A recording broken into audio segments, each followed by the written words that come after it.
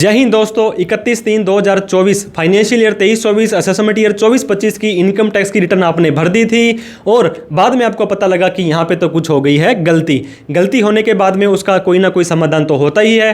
तो आईटीआर अगर आपने 139(1) के अंदर नॉर्मल ड्यू डेट के अंदर भर दी थी, अगर आपने 139(4) के अंदर दोस्तों बिलेटेड आईटीआर भरी थी तो और उसको आप चेंज करना चाहते हैं तो बिल्कुल कर सकते हैं। ये होता है रिवाइज आईटीआर। दोस्तों रिवाइज आईटीआर के अंदर आप अपनी आईटीआर का फॉर्म चेंज कर सकते हैं। फॉर एग्जांपल आपने आईटीआर 1 भरी थी तो आप अब 2 भर सकते हैं, 2 भरी थी तो 3 भर सकते हैं, 3 भरी थी तो 4 भर सकते हैं। इसके अलावा आप अपना एड्रेस चेंज कर सकते हैं, बैंक अकाउंट डिटेल अपडेट कर सकते हैं, आप अपनी इनकम घटा या बढ़ा सकते हैं, आप अपना रिफंड जो है वो घटा या बढ़ा सकते हैं, डिडक्शन या एग्जम्पशंस घटा या बढ़ा सकते हैं। दोस्तों आप इसके अंदर कुछ भी चेंज कर सकते हैं, लेकिन ध्यान रहे अपडेटेड आईटीआर जो है पिछले 2 सालों की, उनके अंदर आपको इतनी सारी बेनिफिट सुविधाएं फैसिलिटी नहीं मिलेगी, क्योंकि वहां पे सिर्फ और सिर्फ गवर्नमेंट के बेनिफिट की बात की जाती है। कोई चालान लेट फीस पेनल्टी बनेगी तब आप भर सकते हैं, लेकिन रिवाइज आईटीआर आप 31 दिसंबर 2024 तक भर सकते हैं। और रिवाइज आईटीआर को कितनी भी बार आप भर सकते हैं दोस्तों, लेकिन ज़्यादा बार भरेंगे तो इनकम टैक्स डिपार्टमेंट की नज़र में आ जाएंगे। तो रिवाइज आईटीआर आपको प्रैक्टिकली स्टेप बाय स्टेप हम भर के दिखाने वाले हैं, तो मेक श्योर करें दोस्तों इस वीडियो के लास्ट तक बने रहें। अभी तक हमें लाइक नहीं किया है, सब्सक्राइब नहीं किया तो प्लीज़ कर लें, क्योंकि इसका कोई पैसा नहीं लगता है, हमारा हौसला बढ़ जाता है। तो देर ना करते हुए सीधे ही आपको स्क्रीन पर लेकर के चलते हैं। दोस्तों अगर आपको अपनी इनकम टैक्स की रिटर्न रिवाइज करनी है तो लैपटॉप या कंप्यूटर पर किसी भी ब्राउजर पर आ जाना है। हालांकि आप ये काम अपने मोबाइल से भी कर सकते हैं, लेकिन हम आपको ये रेकमेंड करेंगे लैपटॉप या कंप्यूटर का यूज किया जाए। यहाँ पे आने के बाद में incometax.gov.in की वेबसाइट पर आ जाना है। आपने पहले आईटीआर भरी थी तो आपके पास यूजर आईडी पासवर्ड होना जरूरी है। लॉगिन के ऊपर आपको क्लिक कर देना है। अब आपका पैन या आधार दोनों में से कोई भी एक चीज आप यहाँ पे डाल सकते हैं। डालने के बाद में आपको कंटिन्यू पर क्लिक कर देना है।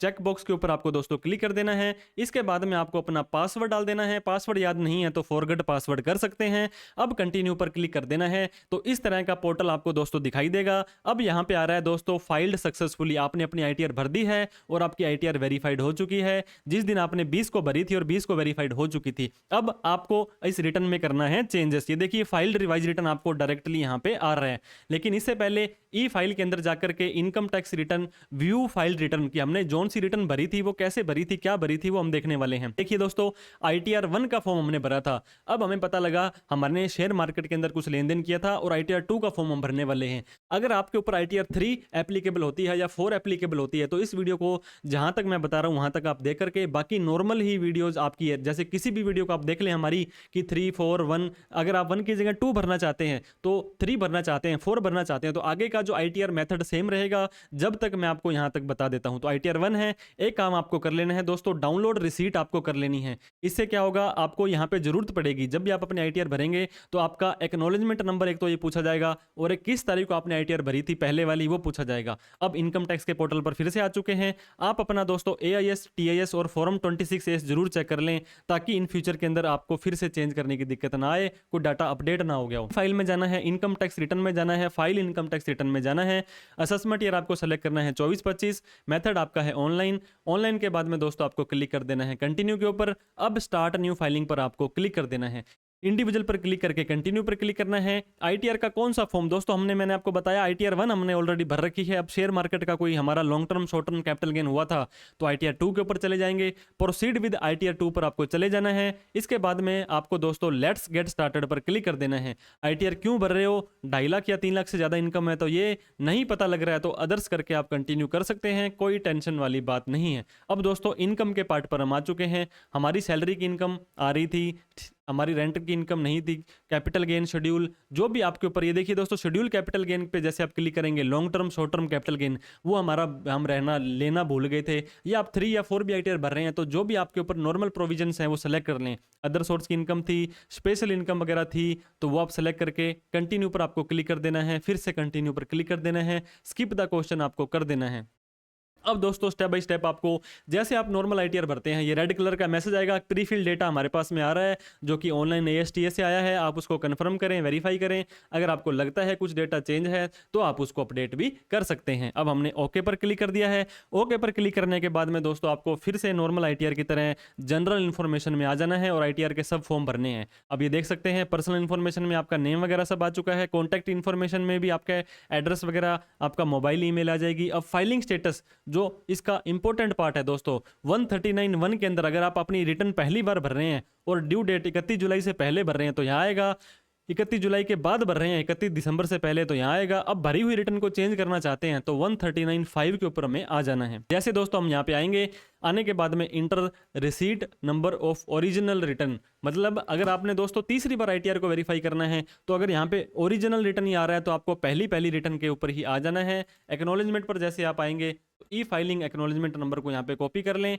20 जून को हमने ये रिटर्न भरी थी तो इसको यहाँ पे हमने पेस्ट कर दिया है और जो तारीख थी वो तारीख भी हमने यहाँ पे 20 जून ले ली है। अब ये फिर से कहता है, ये देखिए न्यू टैक्स रिजाइम और old tax regime. For example हमने जो पिछली रिटर्न भरी थी वो हमने ओल्ड टैक्स रिजाइम में भर दी थी जहाँ पे हमें सिर्फ 5 लाख की छूट मिली थी। अब हम 7 लाख रुपए तक के टैक्स की छूट ले सकते हैं। अगर आपने न्यू में जाना है तो नो कर दें, अगर आपने ओल्ड टैक्स रिजाइम में जाना है तो यस कर दें और अलग से कोई भी फॉर्मेलिटी नहीं करनी है। तो हम न्यू टैक्स रिजाइम में जाने वाले हैं। कई लोगों ने पूछा था कि सर हम ओल्ड से न्यू, न्यू से न्यू, ओल्ड में जा सकते हैं कि रिवाइज रिटर्न में? जी हाँ, बिल्कुल जा सकते हैं। रेजिडेंशियल स्टेटस आपको रेजिडेंट करना है, 182 डेज करना है, बाकी आपके ऊपर क्या डिपेंड होता है, 115H को नो करना है, एफपीआई को नो करना है, डायरेक्टर थे तो यस करके डिटेल डालें, अनलिमिटेड इक्विटी शेयर थे तो यस करके डिटेल डाल दें। अब आपको सेव कर देना है। बैंक डिटेल दोस्तों, आपके जितने भी बैंक अकाउंट है सारे यहाँ पे ऐड होने चाहिए और कम से कम एक अकाउंट वैलिडेट होना जरूरी है ताकि आपका कोई रिफंड बनता हो तो आपके अकाउंट में डायरेक्टली आ जाए। अब पार्ट ए जनरल इन्फॉर्मेशन हमारा कंफर्म हो चुका है। सैलरी के अंदर हम फटाफट आएंगे। सैलरी के अंदर हमें यहाँ पे ऐड डिटेल करनी है। फॉर एग्जाम्पल हमारी 3 लाख रुपए की सैलरी आ रही थी, आप अपने एम्प्लॉयर का सारा डेट, एड्रेस वगैरह सब यहाँ पे डाल दें। डालने के बाद में आपको क्या करना है, यहाँ पे सेव कर देना। नेचर ऑफ सैलरी, हो सकता है आपको अगर पेंशन भी आ रही हो तो बेसिक सैलरी में ले लें आप। यहाँ पे 3 लाख रुपए की पेंशन आ रही है, कोई भी और आपकी फॉर्म 16 के हिसाब से बनती है, आप इसको सिंपली ऐड कर दें। जैसे 3 लाख ऐड करेंगे 50,000 की स्टैंडर्ड डिडक्शन हो चुकी है, 2.5 लाख की छूट मिल चुकी है। अब हमारा जो वीडियो को जो चेंज करने का, इस आईटीआर को रिवाइज करने का जो था, वहां पे हमको कैपिटल गेन शेड्यूल पर आ जाना है। Long term short term capital gain के ऊपर डिटेल में हमने वीडियो बना रखी है दोस्तों। 111 जो होता है, ये 111A ये शॉर्ट टर्म कैपिटल गेन है, 12 महीने से पहले शेयर को लेकर के बेचा। 112A लॉन्ग टर्म है, 12 महीने के बाद बेचा। इसके बाद में कंटिन्यू पर आपको क्लिक कर देना है। आपको यहाँ पे 2 शेड्यूल दिखाई देंगे, लॉन्ग टर्म कैपिटल गेन और शॉर्ट टर्म कैपिटल गेन। अब ये देखिए दोस्तों, 111A वाला जो शेड्यूल है इस पे हमें क्लिक कर देना है। या आप अगर रिवाइज के अंदर 3 या 4 भर रहे हैं तो नॉर्मल ही जैसे हम नॉर्मल आईटीआर भरते हैं 3 या 4 की भरनी है। 111A पर क्लिक करके ऐड डिटेल पर हमें क्लिक करना है, 111 पर क्लिक करना है। अब ये बोलता है दोस्तों full value of consideration. Suppose करो 2 लाख रुपए के शेयर हमने बेच दिए हैं। यहाँ पे आ रहा है cost of acquisition without indexation. ये वाले शेयर हमने 1 लाख रुपए के खरीदे थे, तो क्या हुआ दोस्तों, 2 लाख रुपए के बेचे, 1 लाख रुपए के खरीदे, तो हमारा 1 लाख रुपए का शॉर्ट टर्म कैपिटल गेन आ चुका है और 1 लाख रुपए के ऊपर 15,000 टैक्स बनता है अगर आपकी इनकम जो है दोस्तों 3 लाख से ज्यादा है। अब इसके बाद में 112A पर हमें चले जाना है। 112 पर लॉन्ग टर्म कैपिटल गेन होता है, जो आपने 12 महीने से ज्यादा रख करके शेयर बेचे थे, उस पर क्लिक किया, ऐड डिटेल पर क्लिक किया, व्यू शेड्यूल 112A पर गए, ऐड डिटेल पर हमें फिर से चले जाना है। ऐड डिटेल पर क्लिक करने के बाद में दोस्तों आपसे पूछेगा आपने शेयर जो खरीदे थे 31 जनवरी से पहले खरीदे थे तो आपको एक एक शेयर की डिटेल देनी पड़ेगी, उससे बाद में खरीदे थे तो आपको कंसोलिडेट ही चले जाना है। कॉस्ट ऑफ एक्विजिशन फिर से आ गया है, 1 लाख रुपए के आपने खरीदे थे और दोस्तों इसको आपने कितने में बेच दिए, 2 लाख रुपए में बेच दिए, तो क्या होगा, आपके कितने खर्चे लगे थे हो तो आपको डिटेल पता है तो ठीक है, नहीं तो जीरो कर दें। यहाँ पे 1 लाख रुपए का लॉन्ग टर्म कैपिटल गेन आ गया है। आपको पता होगा 1 लाख रुपए तक लॉन्ग टर्म कैपिटल माफ होता है। ये देखिए बैलेंस 1 लाख रुपए आकर के कंफर्म पर क्लिक कर देना है। तो हमारी सैलरी की इनकम, हमारी शॉर्ट टर्म कैपिटल की इनकम, जो भी रिवाइज रिटर्न में आप चेंज करना चाहते हैं, इनकम फ्रॉम अदर सोर्स के अंदर फॉर एग्जांपल हमारे सेविंग का ब्याज कम ज्यादा हो गया था तो हमने ज्यादा लेना था कम ले लिया, कम लेना था ज्यादा ले लिया है, ASTS में बाद में अपडेट हो गया है तो वो भी आप यहाँ पे चेंज कर सकते हैं। देखिए इनकम यहाँ पे ऐड अनदर पर क्लिक करेंगे जैसे आप, तो आप यहाँ पे देखिए दोस्तों नेचर ऑफ इनकम, आपकी जो भी इनकम थी, ग्रोस डिविडेंड वगैरह था, एनी अदर इनकम थी, सपोज करो आपकी ट्यूशन इनकम आपने यहाँ पे लेनी रह गई थी तो ट्यूशन इनकम हमारी यहाँ पे 50,000 रुपए की इनकम हमने ले ली है। तो जो भी आपके ऊपर अदर सोर्स की इनकम यहाँ पे रह गई थी, बड़ी कम करनी है ज्यादा करनी है, वो आप सारी की सारी कर सकते हैं। आपका टैक्स कम ज्यादा करना था वो भी कर सकते हैं, रिवाइज करना था आप अपनी डिडक्शन को बढ़ा सकते हैं, टैक्स लाइबिलिटी को कम कर सकते हैं। हमने कन्फर्म पर क्लिक कर दिया है। जैसे हम कन्फर्म पर क्लिक करेंगे दोस्तों तो हमारी इनकम फ्रॉम अदर सोर्स भी कन्फर्म हो जाएगी। इनकम फ्रॉम अदर सोर्स को कंफर्म करने के बाद CYLA, BFLA,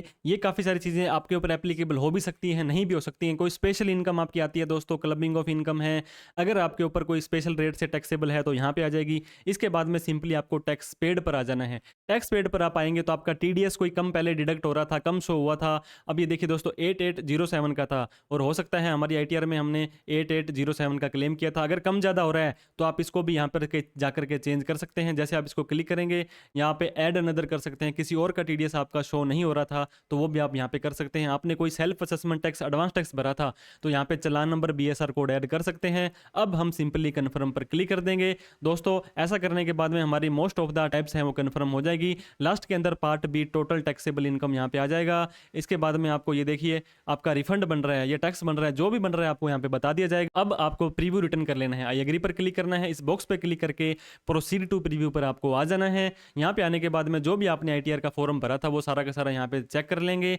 proceed to validation पर आपको आ जाना है। कोई भी कमी होगी, देखिए दोस्तों कमी मिली, आपको क्लिक करना है उस कमी पर और वहां पे जाकर के उसको सही कर देना है। जैसे ही उस कमी को पूरा करेंगे, सारे के सारे स्टेप फिर से नहीं करने हैं। राइट साइड में ये रेड कलर का निशान आएगा, इस पे आपको क्लिक कर देना है। तो ये देखिए दोस्तों वैलिडेशन सक्सेसफुल हो चुका है। अब हम इस आईटीआर को वेरीफाई करेंगे। प्रोसीड टू वेरिफिकेशन पर हमें आ जाना है। ई वेरीफाई नाउ पर आपको क्लिक करना है। ये क्लिक करने के बाद में दोस्तों कंटिन्यू के ऊपर क्लिक करना है। इसके बाद में आपको क्या करना है, I would like to Aadhaar OTP से आपको वेरीफाई कर देना है। कंटिन्यू पर क्लिक करके आई एग्री करके जनरेट आधार ओटीपी कर देना है। तो दोस्तों जिस आपके आधार कार्ड में मोबाइल नंबर दिया है वो ओटीपी यहाँ पे चला जाएगा। वो डालने के बाद में वैलिडेट पर क्लिक करना है। जैसे वैलिडेट पर क्लिक करेंगे तो आपसे फिर से ये पूछेगा are you sure to submit this return, आपको यस कर देना है। और कांग्रेचुलेशन दोस्तों, आप अपनी आईटीआर को रिवाइज कर सकते हैं, कर चुके हैं। फिर भी कोई डाउट, क्वेरी, क्वेश्चन हो तो कमेंट करके हमसे पूछ सकते हैं। हमसे कोई भी हेल्प चाहिए हो तो दोस्तों आप हमसे प्रोफेशनल हेल्प ले सकते हैं। वीडियो को देखने के लिए बहुत बहुत धन्यवाद। Thank you so much for watching the video. दोस्तों अभी तक हमें सब्सक्राइब नहीं किया तो प्लीज कर लें और इस वीडियो को लाइक भी कर दें, क्योंकि इसका कोई पैसा नहीं लगता है और हमारा हौसला बढ़ जाता है। Thank you so much. जय हिंद, जय भारत।